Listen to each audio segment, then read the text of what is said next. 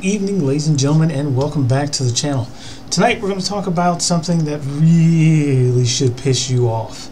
So, it's supposed to be a separation of church and state, and unfortunately that line is always blurred and crossed on a daily basis, especially when it comes to your tax money.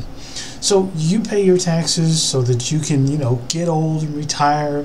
It would be nice if you could retire at 55 like we used to, but I'm not even going to go there tonight. But it'd be nice if you could do that.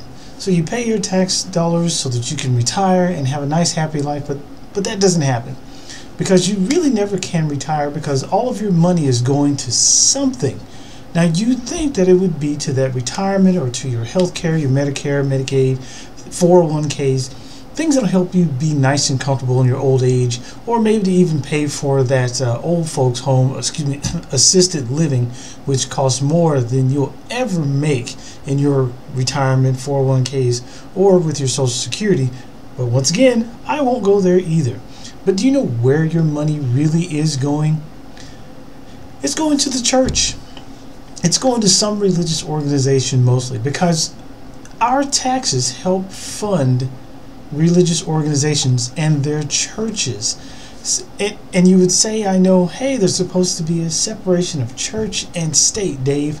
Well, I believe you, and you're right. There is a separation of church and state. But unfortunately, our government, in its infinite wisdom and with the help of the Supreme Court, has decided that religious organizations can get PPP loans like they did last year.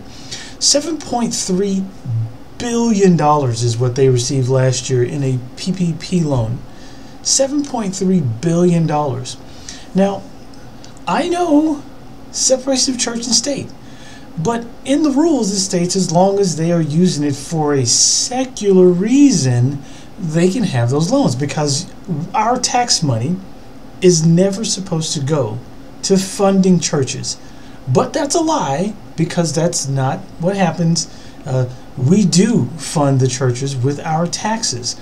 Every single day you do. So when they got those PPP loans for $7.3 billion, that money went directly into the coffers of the churches. Yes, they're a religious organization, but they get away with that by having private schools. That's one of the many ways they get away with it. And they say that education is secular. Yeah, but they teach religious studies, which has to do with their religion. And if it's a private school, you have to pay money to get into that private school to begin with. Plus the money that you pay in taxes goes to funding those private schools as well.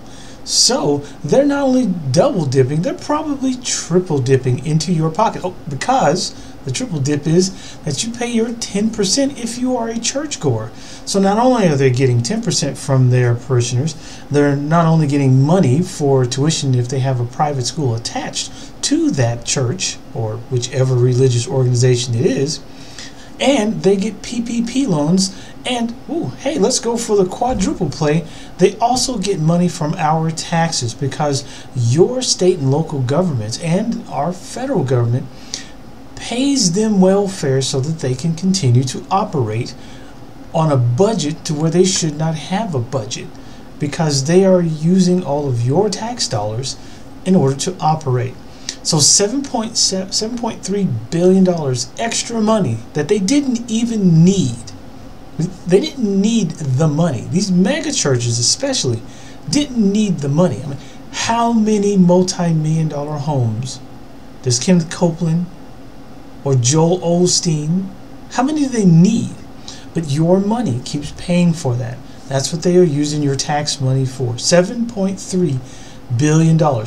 So while you're sitting at home in this massive cold front that's sweeping across the country, I mean, Texas, Nebraska, Kansas, all the Midwest, they're frozen solid. They have no power. You're sitting at home, freezing your ass off. You have no power. You have no heat. And you probably can't even leave your home. And you are stuck right now and have probably no money. But the church and churches and religious organizations have taken the tax money that you paid for your roads, your public schools, and also help to feed people who actually need it, because that's what the churches are supposed to do with the money, but they don't. And here you are, you're destitute, but the churches and Joel Osteen and all these other rich bastards are sitting in a multi-million-dollar homes, probably somewhere in the Bahamas where it's nice and warm, or on a boat somewhere in a tropical location with your tax dollars. So, what is my heartache with churches and the religions and religious organizations? It's that my tax dollars goes to pay for them to have yachts and multi-million-dollar homes with my tax money, not their money, because they don't pay taxes. They're using our tax dollars in order to get rich. I'll make sure and put a link in the description as far as where I got the information, so that you can see what I saw and read for yourself the information that I have as far as what they are getting, how much money they're getting, and what they're spending it on. Oh, and just to give you a hint, if you want to know how much money they actually spent on helping other people other than themselves, I'll give you a hint. It looks like this, probably close to zero to helping people as far as paying taxes themselves to help fund things like better roads and better public schools for everyone else, instead of just hogging every single dime they can get and shove it in their pockets and coffers and buy huge freaking mansions and boats. Anyway, I digress, ladies and gentlemen. Please have a nice evening. Thank you for joining me tonight. Don't forget that COVID is still a thing. There are strains that are popping up all over the place, and they're becoming more and more virulent as time goes by. So please make sure that you're taking care of yourself. Wash your hands. Wear a face mask. Please don't. Because I work in the healthcare profession, I have a tendency to walk in the medical spaces that I work in, and lots of people don't want to wear their masks. And I hate having to be an adult telling another adult not to act like a fucking 3-year-old and put a goddamn mask on or cover their mouth and nose while they're in my building coughing and sneezing and trying to get every fucking body else sick. Please don't be that asshole. Be considerate of others. Wearing a mask is not for your safety, it's for everyone else's safety, particularly mine, because hey, working in the healthcare profession, I don't want your germs and I don't want to fucking get sick and die. So please take care of yourselves and your families. Wash your hands, all that other good stuff. And by all means, ladies and gentlemen, please do not forget, I want you to be the best heathens that you can be. And good